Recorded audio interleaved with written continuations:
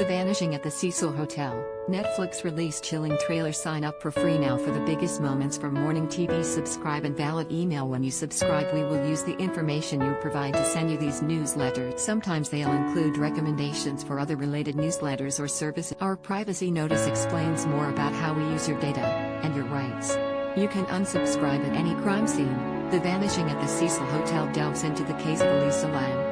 The 21-year-old Canadian student was found in the water tank up on the roof of the Cecil Hotel, 19 days after. Several conspiracy theories surrounded Lam's disappearance and death in the weeks before she was found, and the case was officially ruled as accidental drowning 4 months after her body was uncovered. At the time, many web sleuths drew connections to the case of Elizabeth Short. Express.co.uk has everything you need to know. Trending: what happened to Elizabeth Short?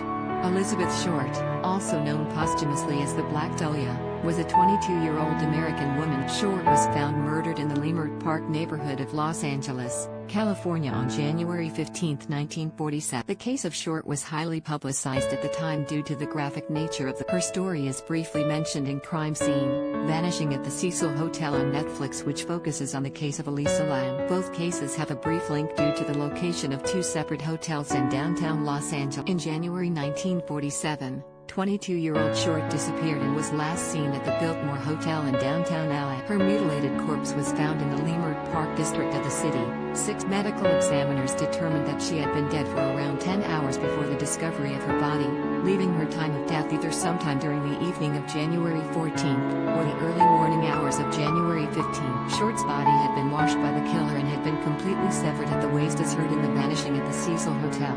On the evening of Short's disappearance, she allegedly visited the Cecil Hotel. However, this has never been proven. The rumor of Short's link to the Cecil Hotel bar comes from a police report filed by LAPD officer Merrill McBride, who described encountering a young woman who had left a bar on Main Street in downtown LA claiming someone had. However, when McBride was shown the photographs of Short, she did not identify her as the woman she had spoken. McBride did also not note the woman coming from the Cecil Hotel in the report.